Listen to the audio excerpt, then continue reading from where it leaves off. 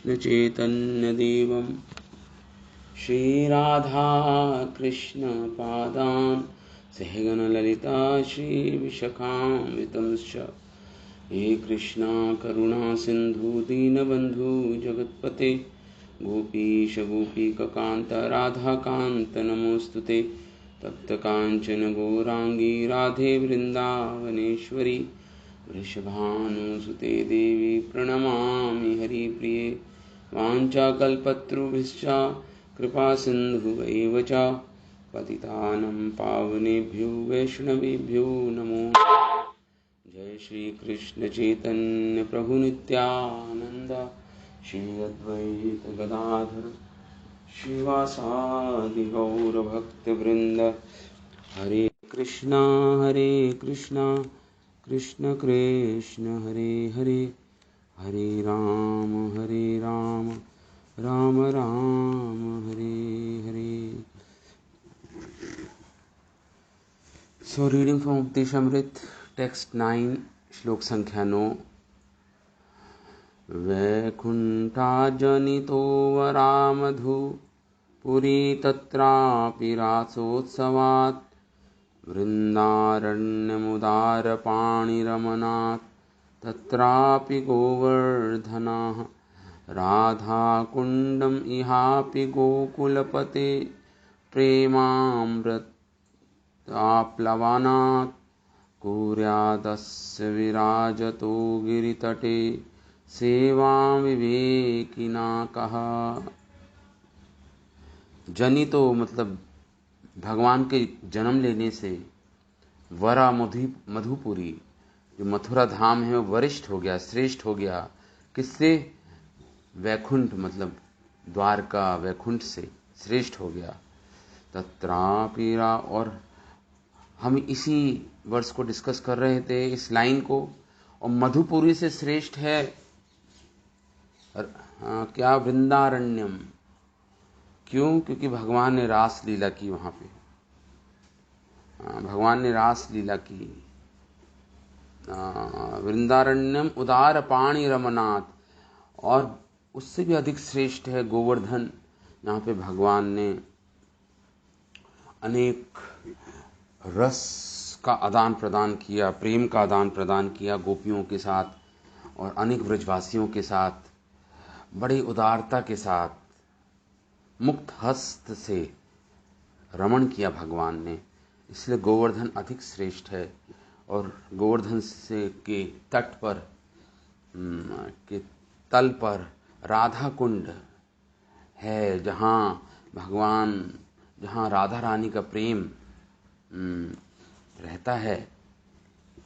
वो स्थान जो अप्लावित है राधा रानी के प्रेम से,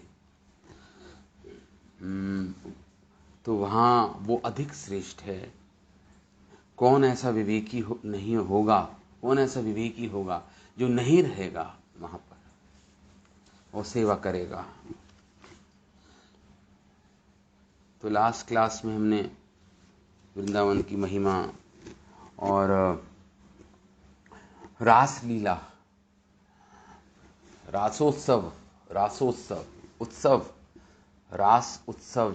जिसके कारण वृंदावन की इतनी बड़ी श्रेष्ठ महिमा है, इतना श्रेष्ठ धाम है वृंदावन. तो हमने वो चर्चा की थी लास्ट टाइम. नित्य रासलीला, शारदीय रासलीला, हेमंत ऋतु की रासलीला और वसंत रासलीला, 4 प्रकार की रासलीला. और उसके बाद भगवान ने नृत्य आरंभ किया. गोपियाँ आई, भगवान ने वंशी वादन किया, गोपियाँ आई और भगवान ने कहा तुम वापस जाओ गोपियों को. जब भगवान ने ऐसा बोला, गोपियों ने, तो हमारे आचार्य जन गोपियों के सपोर्ट में आ गए, गोपियों का समर्थन किया. और फिर भगवान ने गोपियों के प्रस्ताव को स्वीकार कर लिया. और फिर रासलीला आरंभ हुई. भगवान ने रासलीला आरंभ की. वृंदावन में ही हो रहा है सब ये. जैसे जीव गोस्वामी लिख रहे हैं, दान केली कलौ लुप्ता धर्म मर्यादयोर्भजे राधा माधवयो कामा लोभा दंभा मद अनृतम।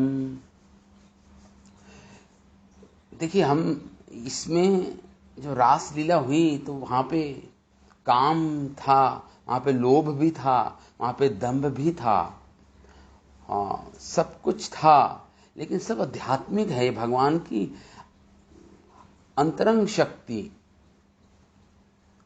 शक्ति का रूपांतरण है। भौतिक संसार में काम, लोभ, दंभ और इसको निंदनीय माना जाता है, ये निंदनीय है। लेकिन आध्यात्मिक संसार में राधा कृष्ण के बीच में, गोपियों के बीच में भी होता है काम, लोभ, दंभ, मद, अनृतम, प्राइड, सब होता है, लेकिन ये आध्यात्मिक धरातल पे है।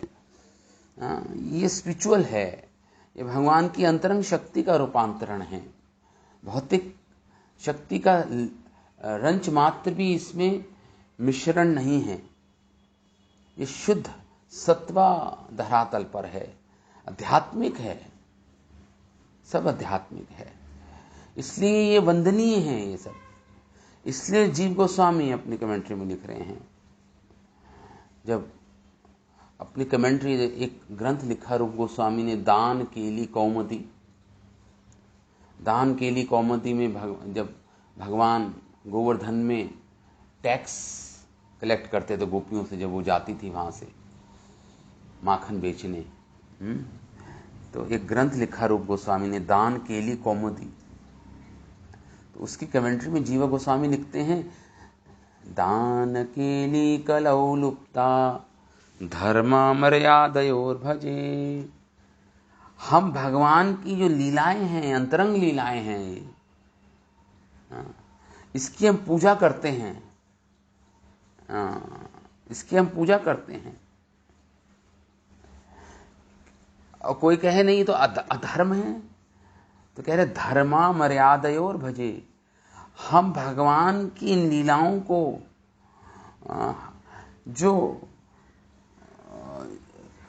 जो लौकिक धर्म, आपको लगेगा कि लौकिक धर्म के विरुद्ध हैं, ये अधर्म है, लौकिक अधर्म है, धर्म मर्यादा का उल्लंघन कर रहे हैं, धर्म मर्यादा का, लेकिन ये लौकिक है। आप अपने लौकिक धर्म मर्यादा से उस दृष्टि से देख रहे हो आप। इसलिए जीव गोस्वामी कह रहे हैं, नहीं, वर्ल्डली रिलीजियोसिटी, वर्ल्डली रिलीजियोसिटी, इसमें नहीं आप भौतिक नैतिकता, मोरालिटी, एथिक्स, लौकिक धर्म, इस दृष्टि से आप इन लीलाओं को नहीं देख सकते। अगर आप देखोगे तो आपको इनमें भी वही जो भौतिक काम, लोभ, मोह, दंभ सब प्रतीत होगा, लेकिन ऐसा नहीं है, ये आध्यात्मिक धरातल पे है। इसलिए आप भौतिक लौकिक जो सिद्धांत है धर्म के, भगवान की लीलाओं में नहीं, उसको भगवान की लीलाओं को नहीं बांध सकते, इस वर्ल्डली रिलीजियोसिटी से नहीं बांध सकते आप। इसलिए जब भगवान प्रदर्शन कर रहे हैं, गोपियों के साथ खेल रहे हैं, लड़ाई कर रहे हैं, कौरल कर रहे हैं, जैसे दान केली कौमुदी में, तो वहाँ पे लुप्त धर्मा, वहाँ पे ये लुप्त हो जाती हैं चीज़ें, ये मर्यादा, ये धर्म, लौकिक धर्म की बात हो रही है, सब लुप्त हो जाती हैं, इनका कोई अर्थ नहीं रहता, अर्थहीन हो जाती हैं, जीव गोस्वामी कह रहे हैं। इसलिए हम इस काम, ये लोभ, दंभ, इनकी पूजा करते हैं हम। राधा माधवयो कामा, जो राधा और माधव के बीच में, या गोपांगनाओं के या ब्रजांगनाओं के बीच में जो ये, या राधा माधव के बीच में जो एक काम है, ये लोभ है, ये दंभ है, इनकी हम पूजा करते हैं। उदाहरण जैसे दान के लिए कौमुदी में अनेक लीलाएं हुई। उस ग्रंथ में रूप गोस्वामी ने अनेक इंटीमेट लीलाएं, अंतरंग लीलाएं प्रकाशित की, लेकिन उनको पूजा जाता है, उनको पूजा जाता है। इस प्रकार ये आप समझ लीजिए, क्योंकि रास लीला में भगवान ने अब रास लीला हुई और उसके बाद भगवान ने देखा कि गोपियों में अहंकार आ गया। गोपियों में अहंकार आ गया, आध्यात्मिक अहंकार था, दंभ आ गया गोपियों में कि मैं इतनी स्पेशल हूं, मैं इतनी विशेष हूं कि कृष्ण पूर्ण रूप से मुझ पर ही केंद्रित हैं उनका मन। ये सबको ऐसा दम आ गया, विशेषता श्रीमती राधा रानी को। ये सब देखिए, ये मैं कह रहा हूं, ये दंभ भौतिक दंभ नहीं है। ये भगवान की अंतरंग शक्ति, आध्यात्मिक शक्ति, योग माया के द्वारा रचित है। सब आध्यात्मिक है ये सब। तो भगवान जब रास हुआ तो उसके बाद वियोग हुआ भगवान से, गोपियों का, राधा रानी का वियोग हुआ। श्रीमद् भागवतम में श्लोक आता है, तासां तत् सौभग मदम भिक्षामानं च केशवा परश्रमाय प्रसादाय तत्रा अंतर्धीयतः। अंतर्धान हो गए भगवान अंतर्धान हो गए। तत्रा अंतर्धीयता, भगवान अंतर्धान हो गए। क्या देखकर? गोपियों ने सोचा कि हमारे जैसा भाग्यशाली कोई नहीं है।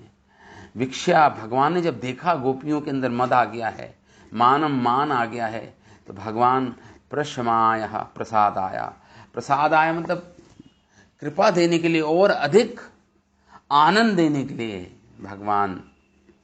क्योंकि प्रसाद का अर्थ ही नहीं निकाल सकते मर्सी, कृपा, क्योंकि ये तो सब नित्य मुक्त जीव हैं। कृपा तो साधक को मिलती है, ये तो सिद्ध हैं सब गोपियां, प्रेम में सिद्ध हो चुकी हैं। इनको क्या भगवान प्रसाद देंगे? तो इनका मतलब है इनको और आनंद देने के लिए इन गोपियों को भगवान अंतर्धीयता, तत्रा अंतर्धीयता, भगवान अंतर्धान हो गए। भगवान वहां से अंतर्धान हो गए, रास लीला से अंतर्धान हो गए। तो देखिए, एक तरफ तो है यूनियन, मिलना, और एक तरफ है विप्रलंभ, सेपरेशन। और ये दोनों ही आनंदपूर्ण हैं, दोनों ही में ही आनंद है। ऐसा चैतन्य चरितमिता और अनेक ग्रंथों में लिखा है। चाहे यूनियन हो, चाहे सेपरेशन हो, वियोग हो, दोनों ही आनंदपूर्ण हैं, दोनों ही आनंदपूर्ण हैं। इसका एग्जाम्पल दे रहे हैं एक हमारे आचार्य गण। जिस प्रकार आपका अगर हाथ अग्नि से जलता है, या फिर जो आइस होती है उससे फ्रॉस्ट बाइट हो जाती है ना, ठंडा, वो भी जलता है हाथ, अधिक ठंडे से, और अधिक गर्म से भी हाथ जलता है। तो दोनों से ही जलता है। उसी प्रकार चाहे योग हो या वियोग हो, चाहे मिलन हो चाहे सेपरेशन हो, विप्रलंभ हो, दोनों में ही आनंद है, दोनों ही आनंद से परिपूर्ण हैं। अंतर आनंद बहिर्ज्वाला। वियोग में तो ऐसा लगता है जैसे गोपियां जल रही हैं, वियोग में हैं। बहिर्ज्वाला, बाहर से ज्वाला लगती है, दुख लगता है गोपियों का, अंदर तो आनंद भरा पड़ा है। वो वियोग में ही आनंद है। और मिलन में भी आनंद है, दोनों में ही आनंद है। आनंदपूर्ण लीलाएं हैं भगवान की इन गोपियों के साथ, ये है माधुर्य रस की लीलाएं। तो भगवान अंतर्धान हो गए गोपियों से।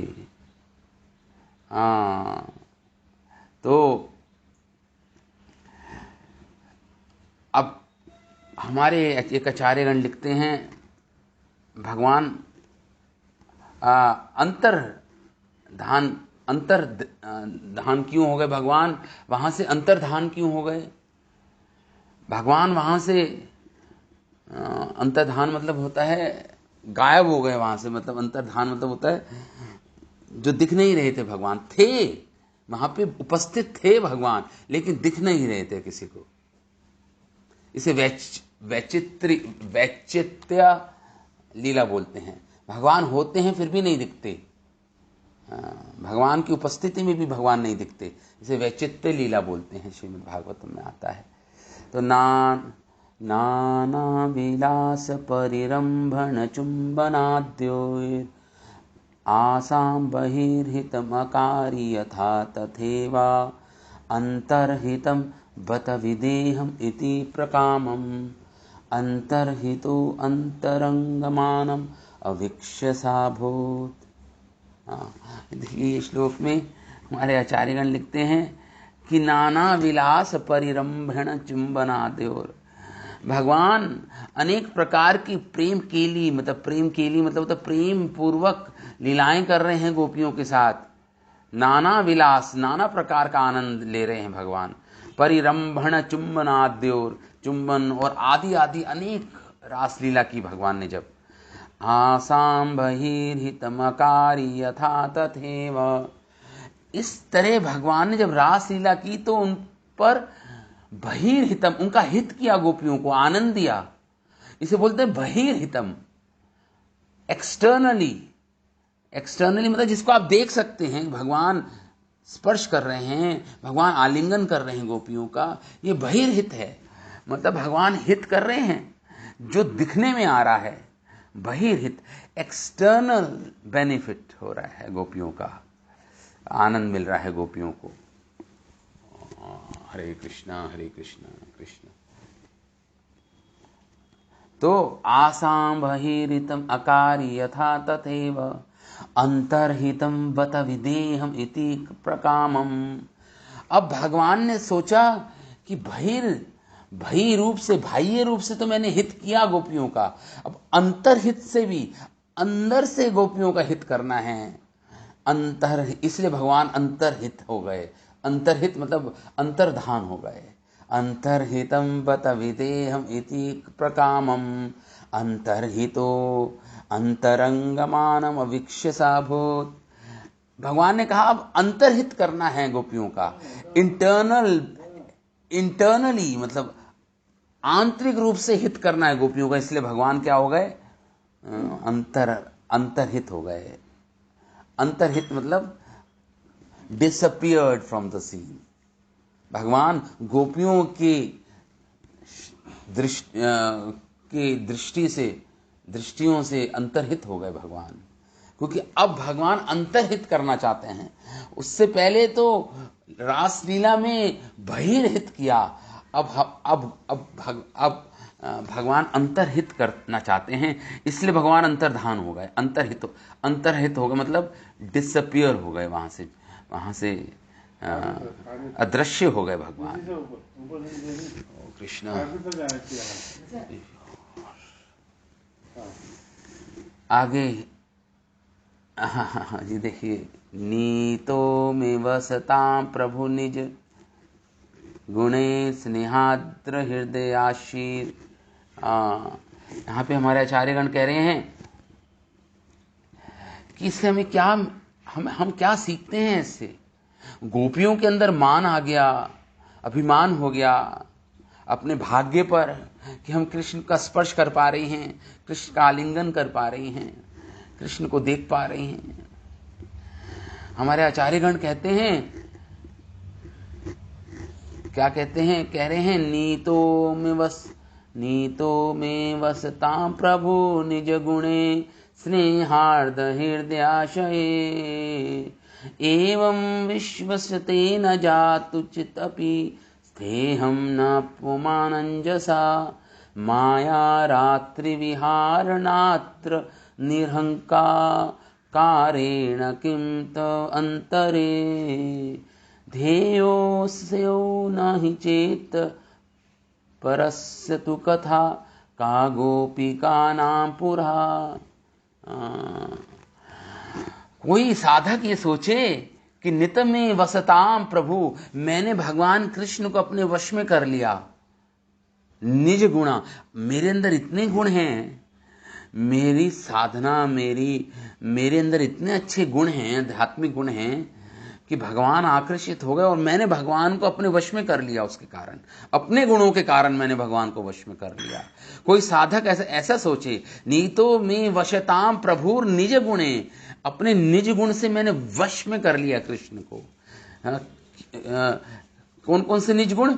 स्नेहर्द्र हार्दाशयर, क्योंकि मेरा हृदय स्नेह से पूरित है। कृष्ण के प्रति प्रेम इसमें विराजता है मेरे हृदय में, और मेरा हृदय बड़ा है।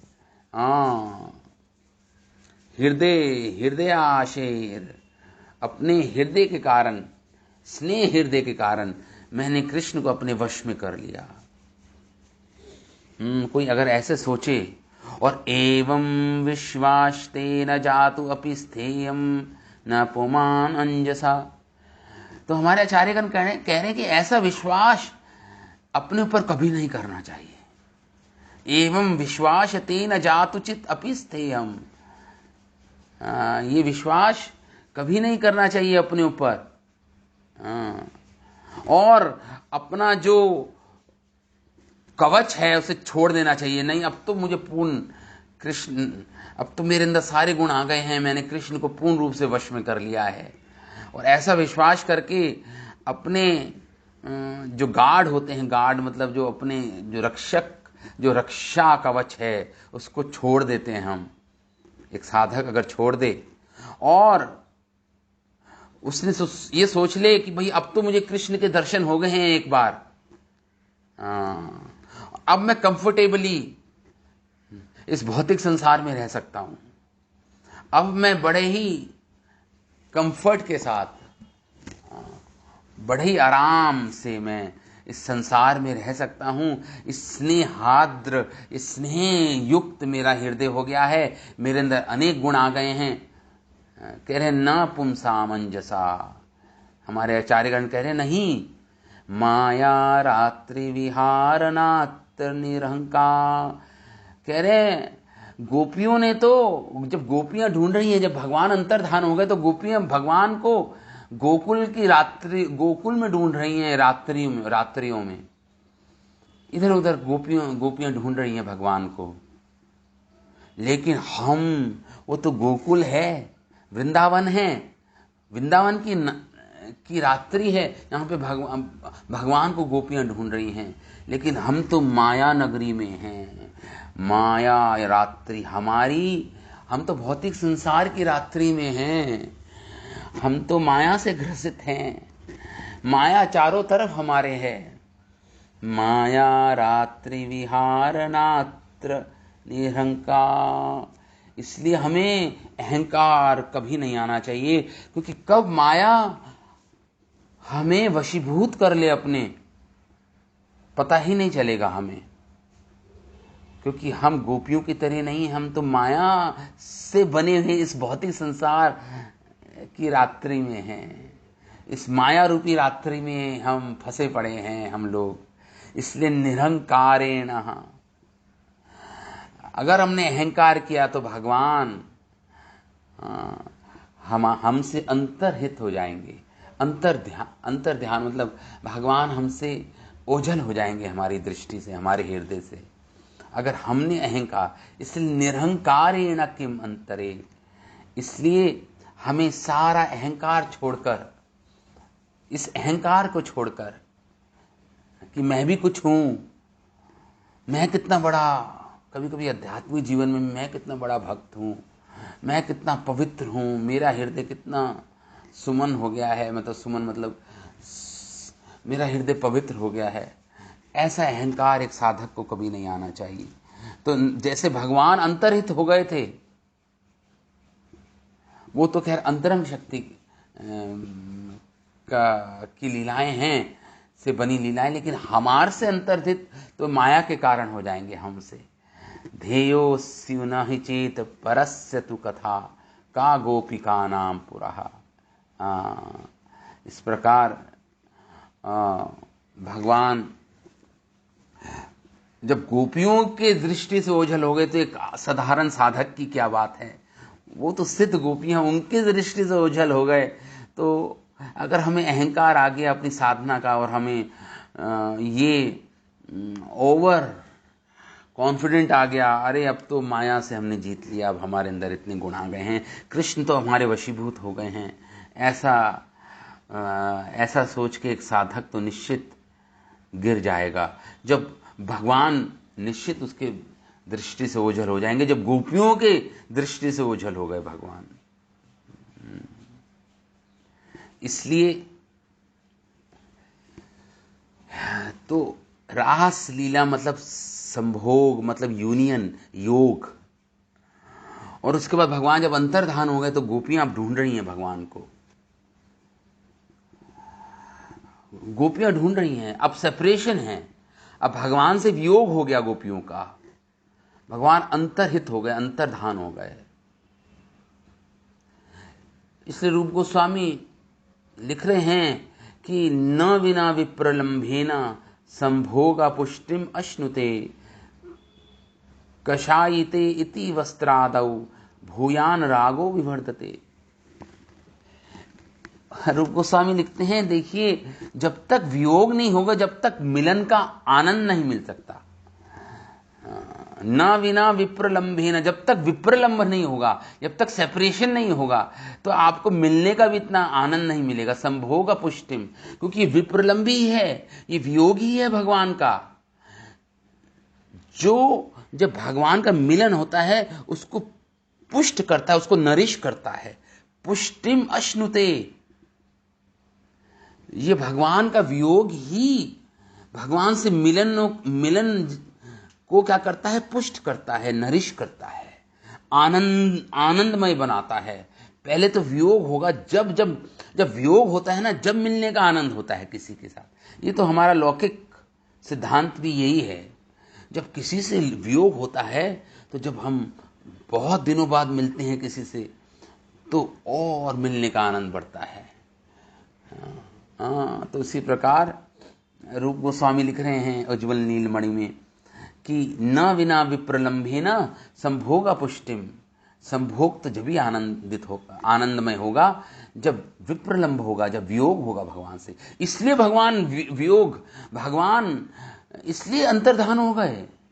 गोपियों के आनंद को बढ़ाना चाहते हैं भगवान, प्रसाद देना चाहते हैं उनको आनंद का, और वर्धित और वर्धन करना चाहते हैं उनके आनंद का, गोपियों के। इसलिए भगवान वहां से अदृश्य हो गए।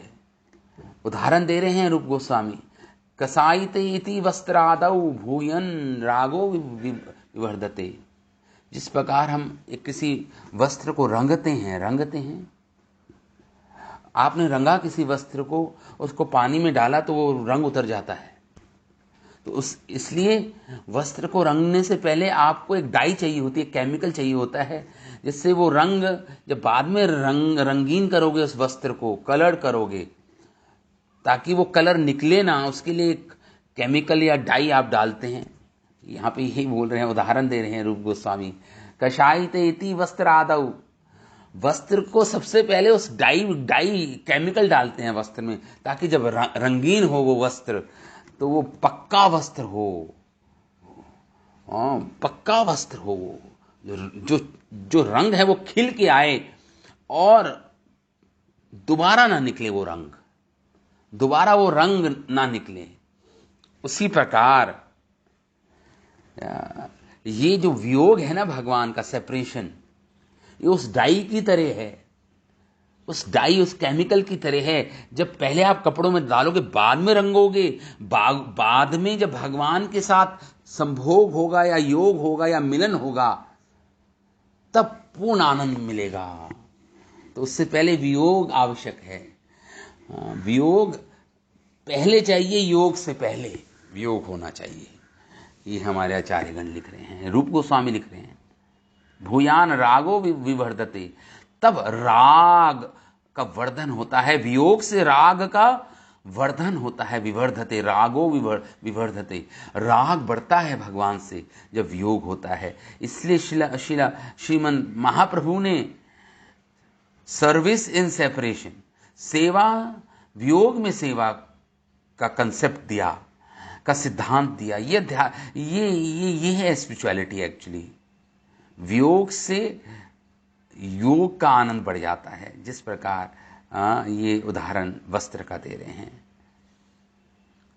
तो अब गोपियां ढूंढ रही हैं भगवान को। भगवान जब अंतर्धान हो गए, अब गोपियों को इतना अंदर से विरह अनुभव हो रहा है, दुखी हैं गोपियां, क्रंदन कर रही हैं, जोर जोर से चिल्ला रही हैं कृष्ण को ले। जिस प्रकार सुखदेव गोस्वामी श्रीमद् भागवतम में कह रहे हैं, जिस प्रकार जब जो हथनी होती है वो चिल्लाती है, अगर उसका जो हाथी अगर इधर उधर हो जाए, गुम जाए, तो हथनी जोर से चिल्लाती है, चिंगाड़ती है। हथनियां चिंगाड़ती हैं हाथी के लिए। उसी प्रकार ये गोपियां जब भगवान अंतर्धान हो गए, उनके दृष्टि से ओझल हो गए गोपियों की, तो हथनियों की तरह हो गई, इनका हाथी गुम हो गया, इनका हाथी गुम हो गया। ये उदाहरण दे रहे हैं श्रीमद् भागवतम में सुखदेव गोस्वामी।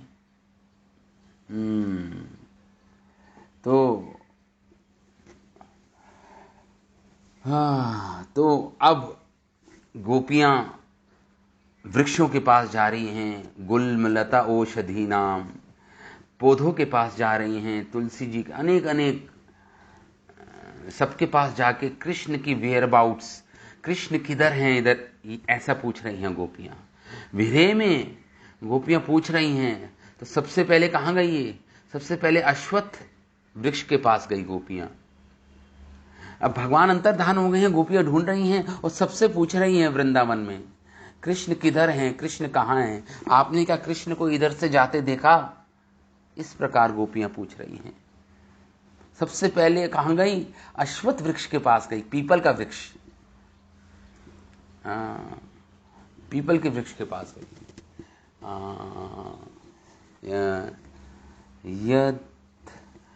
हमारे आचार्यगण लिखते हैं, यद अश्वत्थ वृक्षेश संसार रूपम, यद अश्वत्थ वृक्षेश संसार रूप नामामीश्वरम सच्चिदानंदरूप, यद अश्वत्थ वृक्षशेषा संसार रूपम नितान्तं भवन्तं महान्तो वदन्ति तत् अस्मांस्त्वत् अंघ्रि प्रदेश अवलंबः सकृत दर्शयेशस्य संसार रूपम। अश्वत्थ वृक्ष के पास जाके गोपियां कहती हैं, हे अश्वत्थ वृक्ष, यत वृक्षेश संसार, आपको तो संसार का रूप बताते हैं आप, क्योंकि गीता में तो लिखा है ना, ऊर्ध्वम मूलम अधम शाखम अश्वत्थम प्राहुर अव्ययम प्रणानियस्य, क्या गीता में अश्वत्थ वृक्ष की तुलना इस भौतिक संसार से की गई है, इस भौतिक संसार से की गई है। न आदि है न अंत है, कब शुरुआत हुई इस भौतिक संसार की, जीवात्मा की, कब इस भौतिक संसार में आया, इसकी कोई गिनती नहीं है। तो इसलिए अश्वत्थ वृक्ष की तुलना भौतिक मैटर वर्ल्ड से, भौतिक संसार से की गई है। तो गोपियां जब आई अश्वत्थ वृक्ष के पास, तो पूछ रही हैं, कह रही हैं गोपियां कह रही हैं, वृक्षेश आप तो संसार रूप हैं, आप शास्त्रों में ख्याति है कि आप संसार नितांतम भवंतम महांतो वदंती, शास्त्र बोलते हैं कि इतना बड़ा विस्तार जो आपका है, महान विस्तार जो है, जिस प्रकार आपका इतना बड़ा विस्तार है, जिस प्रकार इस भौतिक संसार का विस्तार है। संसार रूपम, ये भौतिक संसार का रूप है आपका, ऐसा स्पेशली गीता बोलती है, विशेष गीता में ऐसा लिखा है। इसकी तुलना अश्वत्थ वृक्ष की तुलना संसार रूपम, संसार से की गई है, भौतिक संसार से। तद अस्मम स्तव अंघ्रि प्रदेश अवलंबना, अब हम आपके चरणों में आई हैं, गोपियां कह रही हैं, अश्वत्थ वृक्ष से कह रही हैं, हम आपके चरणों का आश्रय ले रही हैं, अवलंबन ले रही हैं, आश्रय ले रही हैं आपका प्रभु। अश्वत्थ वृक्ष से कह रही हैं गोपियां। सकृत दृश्य से संसार रूपम, अब आप, क्योंकि संसार रूप है आपका, इसलिए हम आपका वो संसार रूप देखना चाह, हमें बताइए वो संसार रूप कहां चला गया। संसार रूप का एक और अर्थ होता है एक्चुअली, वो है कृष्ण। सम मतलब तो सम्यक, पूर्ण, कंप्लीट, और सार मतलब होता है द मोस्ट एसेंशियल। तो भगवान का एक और नाम है संसार, तो वो कह रहे हैं वो संसार रूपम, वो कृष्ण का रूप, हमें उसके दर्शन कराइए, आप हमें बताइए कृष्ण के बारे में, कृष्ण कहाँ गए हैं, किधर गए हैं। हम आतुर हैं कृष्ण संसार रूप, क्योंकि आप तो संसार रूप हैं, हम संसार रूप के दर्शन करना चाहते हैं। मतलब संसार मतलब हम संसार रूप का क्या अर्थ हो गया, सम्यक सार रूप, सार मतलब ब्यूटीफुल, सुंदर, वो जो भगवान का रूप है, सौंदर्य से पूर्ण वो भगवान कृष्ण का जो रूप है, संसार रूप उसे बोलते हैं, उसको भी बोलते हैं संस्कृत में। तो वो संसार रूप के हम दर्शन करना चाहते हैं। आप तो शास्त्रों में संसार रूप कहलाते हो, लेकिन हम अपने संसार रूप के दर्शन करना चाहती हैं, हम कृष्ण के सौंदर्य के दर्शन करना चाहती हैं। अब क्या हुआ, गोपियां ढूंढ रही हैं इस प्रकार, गोपियां ढूंढ रही हैं वो, और किस किस के पास गई गोपियां, एक राजगीर, एक छोटा सा पौधा होता है, उसके पास भी गई, तो अनेक जगह गई गोपियां। अब जब गोपियां आगे बढ़ी तो उन्होंने देखा एक गोपी रो रही है। कौन थी वो गोपी? वो गोपी वृक्ष, वो आसमान पे देखकर वो अकेली एक गोपी रो रही है वो कोई नहीं, वो श्रीमती राधा रानी थी। तो गोपियां, तो ये ब्रजांगनाएं, गोपांगनाएं कहती हैं, अन्याराधितो नूनम भगवान हरिरीश्वरः, श्रीमद् भागवतम का श्लोक है, यन्न विहाय गोविंद प्रीतो यम अन्यद्रः, अन्याराधितो नूनम,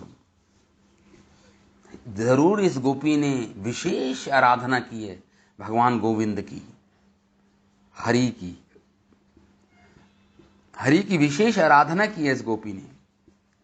यन्नो विहाय, इसलिए भगवान ने हमें छोड़ दिया, इस गोपी के कारण हमें छोड़ दिया। यन्नो विहाय गोविंदा, भगवान गोविंद ने हमें छोड़ दिया, इसकी विशेष सेवा से आकर्षित होके, इस विशेष गोपी की आराधना से आकर्षित होके, प्रसन्न होके भगवान ने हम गोपांगनाओं को छोड़ दिया। यन्नो विहाय, और अब भगवान इस गोपी को प्रीतो यम अन्यत रहा, इतनी अकेले स्थान, एकांत स्थान पे इस गोपी को ले आए भगवान गोविंद। ऐसा गोपियां कह रही हैं, जब देखा राधा रानी जमीन पे बैठी हैं, रो रही हैं, तो इस प्रकार गोपियां बोली। तो राधा रानी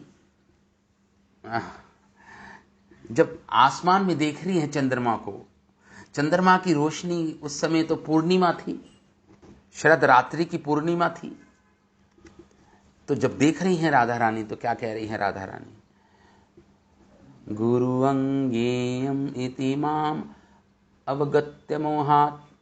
किम कह रही हैं? अरे चंद्रमा की रोशनी को कह रही हैं, चंद्रमा को कह रही हैं एक्चुअली राधा रानी। चंद्रमा को चेतावनी दे रही है राधा रानी, हे चंद्रमा, आपने श्रीमद् भागवतम में पढ़ा होगा कि जो चंद्रदेव थे, उनके गुरु बृहस्पति, उनकी पत्नी जो बृहस्पति की जो पत्नी थी तारा, या गुरु अंगना कह रहे हैं, तो चंद्रदेव आकर्षित हो गए थे, जो उनके गुरु की जो पत्नी, गुरु पत्नी जो है, गुरु माँ, जो उनसे आकर्षित हो गए थे चंद्रदेव, बृहस्पति की पत्नी से आकर्षित हो गए थे चंद्रदेव। ये श्रीमद् भागवतम के 9वें स्कंद में आता है। तो राधा रानी कह रही हैं भगवान चले गए हैं और पूर्ण रोशनी आ रही है चंद्रमा की, तो राधा रानी कह रही है गुरु अंगेयम अंगेयम इति माम अवगत्य मोहात।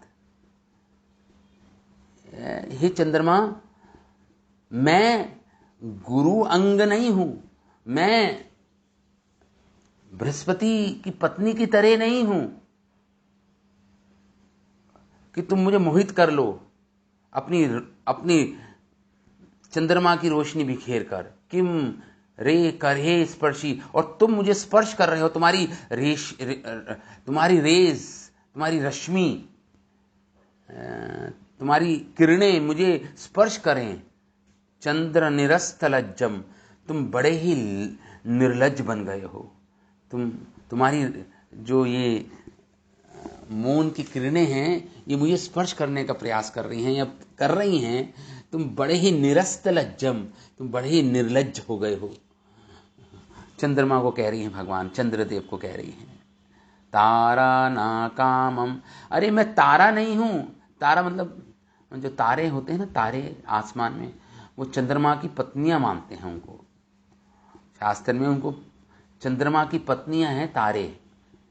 तो कह रहे तारा ना कामम अहम अच्युत पाद सकता। अच्युत पाद सकता, मैं तारों में से नहीं हूं। श्रीमती राधा रानी कह रही है ना कामम अहम अच्युत। अच्युत पाद सकता का मतलब ये हुआ, अच्युत पाद सकता का मतलब हुआ कि जो आसमान में रह रहा है। अच्युत का मतलब आसमान भी होता है, आसमान में जो रहता है वो चंद्रमा। अच्युत पाद सकता बोलते हैं उसको, चंद्रमा। अच्युत पाद जो आसमान में रहता है, जो रिसाइड करता है आसमान में। सराधि केति अलम अलम किला साहसनीन। मैं अच्युत पाद सकता, तुम चंद्रमा, तुम निर्लज हो। मैं राधिका क्या हूं? सराधिका, मैं बहुत सार आधिका। सराधिका मतलब सार आधिका, मतलब मैं बहुत शक्तिशाली हूं, एक्सट्रीमली पावरफुल हूं मैं। इसलिए मुझे स्पर्श करने का प्रयास भी मत करना, मुझे स्पर्श करने का प्रयास भी नहीं करना, क्योंकि मैं अच्युत पाद सकता हूं। एक और अर्थ होता है अच्युत पाद। एक तो अच्युत पाद सकता का अर्थ हो गया जो आसमान में रहता है वो चंद्रमा। एक अच्युत पाद सकता का अर्थ हो गया, अच्युत मतलब भगवान कृष्ण के चरणों से आसक्त हूं मैं भगवान श्री कृष्ण के चरणों से आसक्त हूं। तो इसलिए मैं अच्युत पाद सकता हूं, मैं भी अच्युत पाद सकता हूं, राधा रानी कह रही हैं। इसलिए स्पर्श करने का प्रयास भी नहीं करना। देखिए ये सब जो हमारे आचार्यगण लिख रहे हैं ना, ये उनकी रियलाइजेशंस हैं, इनके अनुभव हैं। वो इसमें रस ले रहे हैं, क्योंकि ये रस से परिपूर्ण है ये लीलाएं। रस से परिपूर्ण लीलाएं हैं। वियोग में राधा रानी ये बोल रही हैं। ये माधुर्य रस है, ये श्रृंगार रस भी बोलते हैं इसको, आदि रस भी बोलते हैं इसको। तो ये उद्गार हैं, आनंद के उद्गार हैं। ये बाहर से आपको लगेगा राधा रानी क्रंदन कर रही हैं, रो रही हैं और चंद्रमा को गालियां दे रही हैं, हे निर्लज चंद्रमा, तुम मुझे स्पर्श करने का प्रयास न करो। मैं अच्युत पाद सकता हूं, मैं भगवान कृष्ण के चरणों से आसक्त हूं। तो जब भगवान इस प्रकार, जब राधा रानी ने भी ज्वाइन कर लिया गोपियों को, अब ढूंढ रहे हैं सब जगह, अनेक अनेक जगह, जिसमें हमने अश्वत्थ वृक्ष के पास भी गए थे, हमने इसकी चर्चा की। अब भगवान प्रकट हो गए इन गोपियों के समक्ष। अब भगवान वियोग का अनुभव करा के अब भगवान पुनः प्रकट हो गए गोपियों के समक्ष, राधा रानी के समक्ष। श्लोक आता है श्रीमद् भागवतम में, तासामाविर्भूत शौरी स्मयमाना मुखाम्बुज पीताम्बराधरा स्रग्वी साक्षात मन्मथ मन्मथ। भगवान आविर्भूत हो गए वहां पर। भगवान कौन? शौरी, स्वयं भगवान कृष्ण आविर्भूत हो गए। स्मयमान, मंद मंद मुस्कुरा रहे हैं भगवान। स्मयमान मुखाम्बुज, भगवान के जो कमल रूपी जो मुख है उस पे मंद मंद मुस्कान है, मंद मंद मुस्कान है। पीताम्बरा धरा स्रग्वी, पीताम्बर धारण कर रखा है भगवान ने, और स्रग्वी मतलब होता है फूलों की माला, विजंती माला धारण कर रखी है, की हुई है भगवान ने। जब पुनः प्रकट हुए, मन मन मुस्कुरा रहे हैं, बहुत सुंदर लग रहे हैं। भगवान ने पीताम्बर वस्त्र धारण कर रखे हैं, और स्रग्वी मतलब फूलों की माला, विजंती माला धारण कर रखी है। और ऐसा लग रहा था भगवान इतने सुंदर लग रहे थे कि साक्षात मन मथा, मानो कामदेव के मन को भी मथ रहे हों। अनंत कोटि कोटि कामदेव भी एक कण मात्र भी उनकी सौंदर्य, उनके पास सौंदर्य नहीं है कृष्ण जितना। तो साक्षात जैसे कामदेव की हृदय को भी भगवान मथ रहे हों अपने सौंदर्य से, इस प्रकार भगवान वहां पे प्रकट हो गए, आविर्भूत हो गए। मंद मंद मुस्कान के साथ पीताम्बर वस्त्र धारण करके, मालती विजंती माला धारण करके भगवान प्रकट हो गए गोपियों के समक्ष। अब जब गोपियों के समक्ष प्रकट हो गए, एक गोपी ने तो भगवान का हाथ पकड़ लिया, हे प्रभु। और क्या कह रही है वो गोपी? ना त्वं कुरु पुनः प्राग्मन, ना हम कुर्याम पुनः प्रभु, तत्करम स्वकरे न्यथा इति शपथाय किम चपथाय किम।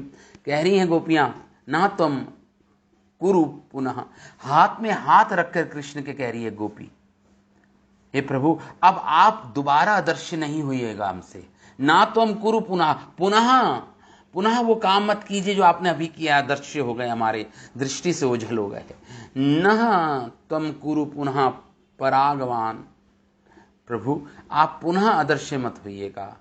ना हम कुर्याम पुनः प्रभु, और ना ही हम पुनः उस मद, उस मान को धारण करेंगे, अपने हृदय में आने नहीं देंगे उस मान को। ना हम कुर्याम पुनः प्रभु, हे प्रभु हम भी अपने हृदय में इस पुनः उस मान को, उस अभिमान को, उस मद को नहीं आने देंगी। एक गोपी भगवान के हाथ में हाथ डाल के कह रही है, तत्करम स्वकरे नध्यात्। इस प्रकार तत्करम, उनका हाथ पकड़ के, कर मतलब हाथ, हस्त कमल पकड़ के, स्वकरे नध्यात् इति शपथाय किम, अपने हाथ में उनका हाथ रखकर एक गोपी ने इस प्रकार बोला, प्रभु अब आप मत अदृश्य होइएगा पुनः, और हम भी उस मद को, उस अहंकार को पुनः अपने हृदय में नहीं आने देंगे। और दूसरी गोपी कोई सितार बजाने लग गई, कोई गोपी भगवान पर चामर ढुलाने लग गई, कोई गोपी अनेक सेवाएं सारी गोपियां कर रही हैं, राधा रानी भी हैं वहां पे उपस्थित, अनेक सेवाएं भगवान को प्रसन्न करने के लिए, आनंद देने के लिए कर रही हैं गोपियां। एक गोपी ने तो भगवान को पान दिया, पान तांबूल जिसे बोलते हैं पान। वो गोपी कहती है, आदौ विभाति न मनागपि यत्र रागाः संसेवन उत्तरम अपार तारानुरागः तांबूलम ईशम इव वीक्षित तस्तता तत् सेवातधी किमति संजलीन ददारा। एक गोपी कहती है, हे कृष्ण, पान देते हुए कहती है कृष्ण को, पान की सेवा, तांबूल की सेवा कर रही है गोपी। कह रही है कृष्ण, आपका स्वभाव तो बिल्कुल तांबूल की तरह है, आप बिल्कुल पान की तरह ही आपका स्वभाव है। कैसे कैसे कैसे? भगवान ने पूछा कैसे? तो गोपी कहती है कि प्रभु, जब हम आपके जब ये पान क्या होता है? हरे रंग का होता है ना, हरे रंग का होता है पान। लेकिन जब उस पान को चबाया जाए तो वो लाल हो जाता है, वो हरे रंग का पान लाल हो जाता है।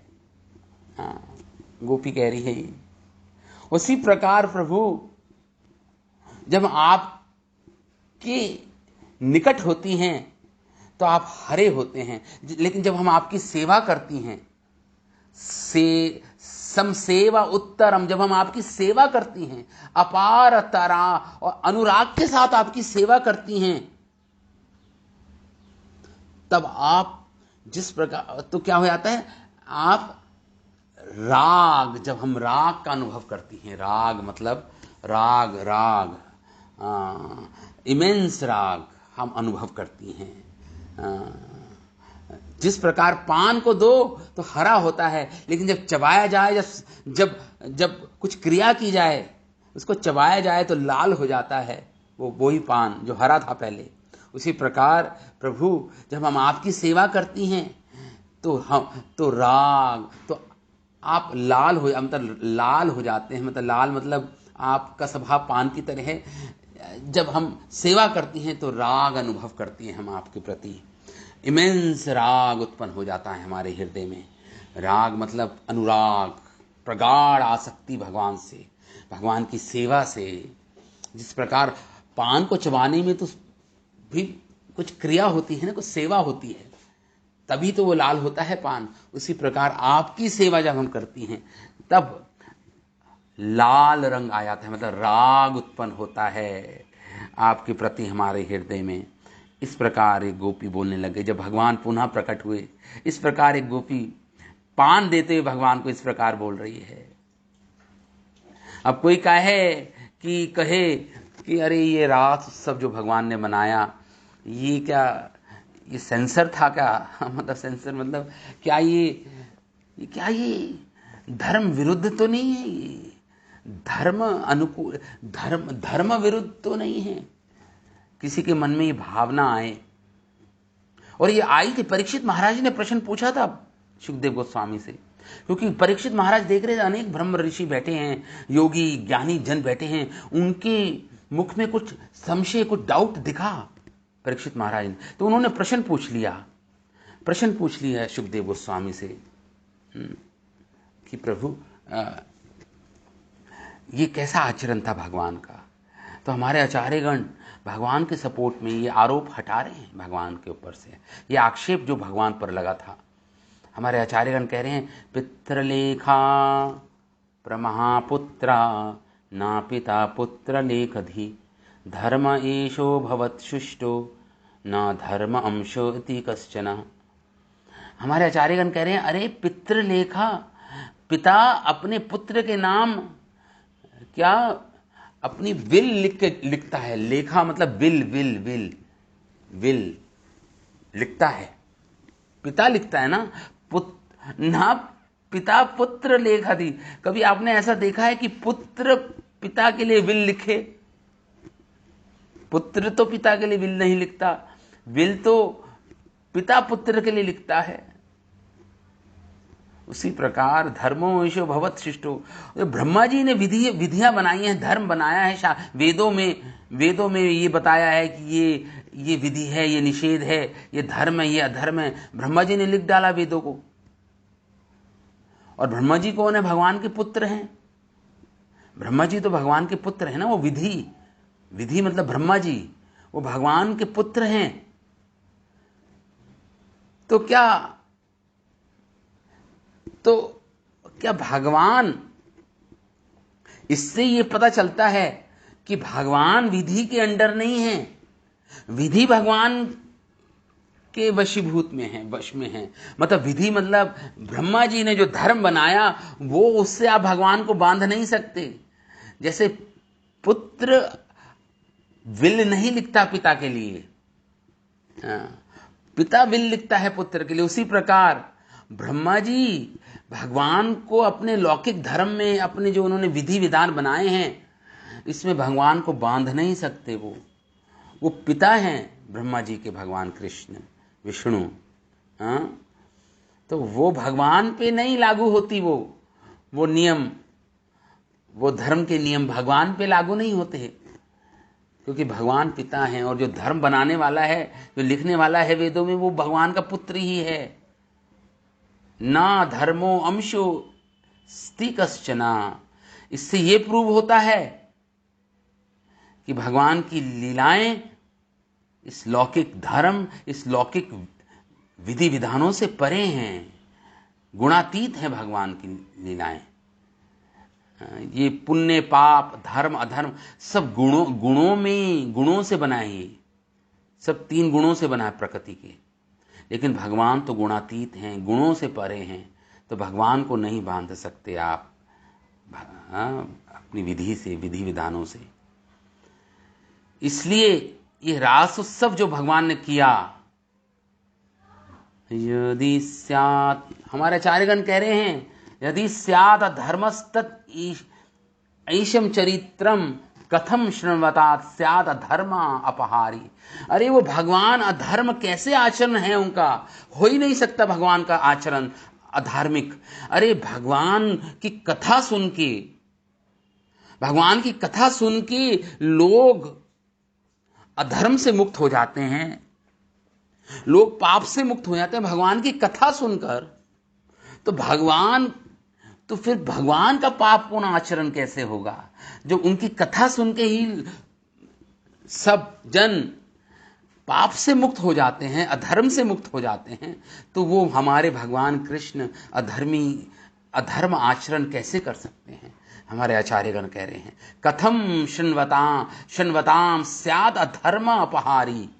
जिनकी कथा सुन के, कृष्ण कथा सुन के अधर्म अपहारी, अपहरण हो जाता है अधर्म का, अधर्म चले जाता है जीवन से, तो वो भगवान का स्वयं उनका आचरण अधार्मिक हो, ये कैसे संभव है। चरित्र भगवान का अधार्मिक हो, ये संभव नहीं। ततो निर्णय स्पष्ट एवं जनिहा। इसलिए स्वयं कर्तुम ईशोन्यथा कर्तुम ईशः। भगवान, कंक्लूजन ये है शास्त्रों का कि भगवान जो धर्म और अधर्म दे रखे हैं शास्त्रों में, वेदों में, अगर भगवान का चरित्र में कुछ विरोधाभास लगे कि नहीं भगवान अधर्म का आचरण, भगवान उससे परे हैं, धर्म और अधर्म से परे हैं भगवान। कहने का अर्थ ये, कंक्लूजन ये है हमारे आचार्यों का। इसलिए तो श्रीमद् भागवतम में बड़ा ही फेमस श्लोक है ये। श्रीमद् भागवत में स्वयं सुखदेव गोस्वामी ने, जब परीक्षित महाराज ने प्रश्न पूछा, उत्तर दिया सुखदेव गोस्वामी ने, और डांटते हुए उत्तर दिया परीक्षित महाराज को, डांटते हुए उत्तर दिया परीक्षित महाराज को। विक्रीडितम व्रजवधूभिरिदं च विष्णु श्रद्धान्वितम अनुशृण्यात् अथ वर्णयेदयाः भक्तिं परां भगवती प्रतिलभ्य कामं हृदय रोगमास्व अपि हिनोति अचिरेण धीरा। कह रहे हैं यहाँ पे सुखदेव गोस्वामी, परीक्षित, विक्रीडितम व्रजवधूभिर, जो भगवान की लीलाएं सुनता है, गोपियों के साथ जो भगवान ने क्रीड़ाएं की, राधा रानी के साथ जो भगवान ने माधुर्यमय क्रीड़ाएं की, विक्रीडितम व्रजवधूभिर इदम च विष्णु, भगवान विष्णु ने क्रीड़ा की गोपांगनाओं के साथ, व्रजांगनाओं के साथ, श्रीमती राधा रानी के साथ। श्रद्धान्वितो, जो श्रद्धा के साथ, अनुशृण्यात्, इसको सुनता है, इन लीलाओं को, रासलीला की लीलाओं को सुनता है बड़ी श्रद्धा के साथ, अथा वर्णित या वर्णन करता है इन कथा इन लीलाओं को, वर्णित यह वर्णन करता है भक्त, तो क्या होता है, उसका फल क्या मिलता है, भक्तिम पराम भगवती प्रतिलभ्य कामम, उसको भगवान की शुद्धा भक्ति प्राप्त होती है, उसको भक्तिम पराम भगवती, उसे भगवत भक्ति मिलती है उसको, जो केवल सुनता है या वर्णन करता है भगवान की गोपांगनाओं के साथ, राधा रानी के साथ क्रीड़ाओं की लीलाओं की जो को सुनता है या बोलता है। भक्तिम पराम भगवती प्रतिलभ्य कामम, और उसको लाभ मिलता है, भगवान की भक्ति प्राप्त होती है उसको केवल सुनने मात्र से। भगवान की जो क्रीड़ाएं हुई हैं गोपियों के साथ, राधा रानी के साथ। और क्या होता है, एक और बात होती है, कामम हृदय रोग माश अपिहिनोती, और जो उसके अनंत जन्मों से जो काम का हृदय रोग है ना, उसको हार्ट डिजीज है उसकी, क्या है, हमारी सब हम हार्ट पेशेंट हैं एक्चुअली, हम सब हृदय रोगी हैं। क्या हृदय रोग है हमारे अंदर, ये काम वासना, कामम हृदय रोगम, ये काम वासना जो हृदय रोग लेके बैठे हैं हम सबके सब, उससे अपहीनोती, ये सुनने मात्र से गोपियों के साथ भगवान की लीलाएं, राधा रानी के साथ भगवान की लीलाएं, अति गोपनीय लीलाएं, माधुर्यमयी लीलाएं, इनको केवल सुनने मात्र या वर्णन करने मात्र से वो जो रोग है हृदय रोग काम वासना का, अपहीनोती, अचिरेण, बहुत तुरंत, अचिरेण मतलब अविलंब वो मुक्त हो जाता है कोई साधक, अपनी काम वासना जो हृदय का जो रोग है, अनंत जन्मों का जो रोग है हृदय का, वो मुक्त हो जाता है और धीर बन जाता है। धीर मतलब धीरा बन जाता है वह, धीर व्यक्ति बन जाता है वह, साधु बन जाता है वह। ये महत्व है भगवान की लीलाओं का श्रवण करना और वर्णन करना, ये महत्व है। तो इसलिए ये माधुर्य रस हमारे आचार्य जनों ने, इसलिए माधुर्य रस को परम रस बोला है हमारे आचार्यों ने, सुप्रीम माधुर्य रस है ये। जीव गोस्वामी लिख रहे हैं, यत अस्मिता राज रस शास्त्रे व्यंजी वैदग्ध्य वृंदम, जो इस माधुर्य रस का जो रस शास्त्रों में दे रखा है, जो बड़े विस्तार रूप से जो वर्णन है वेदों में, इस आदि रस, इस माधुर्य रस का, जिसमें भगवान क्या है, वैदग्ध माधव है। वैदग्ध मतलब एक्सपर्ट हैं प्रेम करने में भगवान, रोमांटिक एक्सपर्टीज है भगवान के अंदर। वैदग्ध माधव, वैदग्ध है भगवान, एक्सपर्ट हैं इस प्रेम का आदान प्रदान में। भगवान रोमांस कर रहे हैं गोपियों के साथ, राधा रानी। तद अनुम अपि न वेत्तुम कल्पते कामिलोकाः, एक कामी व्यक्ति भी, एक कामी, जो कामी व्यक्ति है जिसके अंदर काम है हृदय में, वो इसका एक रंच मात्र भी इन लीलाओं को नहीं समझ पाएगा। कह रहे हैं यहाँ पे, न वेत्तुम, नहीं जान पाएगा, न वेत्तुम कल्पते कामी लोका, इस संसार, इस भौतिक संसार में जहां काम वासना है और जहां काम की प्रधानता है, सर्वव्यापी है ये काम, तो वहां पे कौन समझ पाएगा भगवान राधा कृष्ण की इस हलादिनी शक्ति, इस जो हलादिनी शक्ति की विकृति है प्रेम, राधा कृष्ण प्रणय विकृति शक्ति रस्माद, जो प्रेम है राधा कृष्ण का गोपियों के साथ, ये इस संसार का नहीं है, ये तो आध्यात्मिक जगत का है और ये भगवान की आध्यात्मिक शक्तियों से बना है प्रेम। तद अखिलम अपि यस्य प्रेम सिंधु न किंचित, कह रहे हैं अरे भगवान का जो ये प्रेम है, हरे कृष्णा, तो खत्म हो गया आई थिंक टाइम तक। तो राधा कृष्ण का जो ये दंपत्ति, जो राधा कृष्ण हैं, इनका जो प्रेम है ये स्प्लेंडेड है, मतलब कहने का अर्थ है विभाति अजित जो भगवान जिनको जीता नहीं जा सकता, उन गोपियों के साथ जो भगवान का प्रेम है इस संसार के प्रेम से बिल्कुल अलग है। ये तो प्रेमामृत सागर है, प्रेम का सागर है, और इस संसार का रस निकृष्ट है, इसको कोई तुलना नहीं कर सकते। इस प्रकार रास लीला सेपरेशन और योग और वियोग, ये हमने आज चर्चा की। आगे हम और इस विषय तो हमारा खत्म हो गया, आगे हम और इस श्लोक पे आगे बढ़ेंगे कल। श्रील रूप गोस्वामी पाद की जय, उपदेशामृत ग्रंथ की जय, श्रील प्रभुपाद की जय, अनंत कोटि वैष्णव वृंद की जय। निताय गौर प्रेमानंदे, हरि हरि बोल।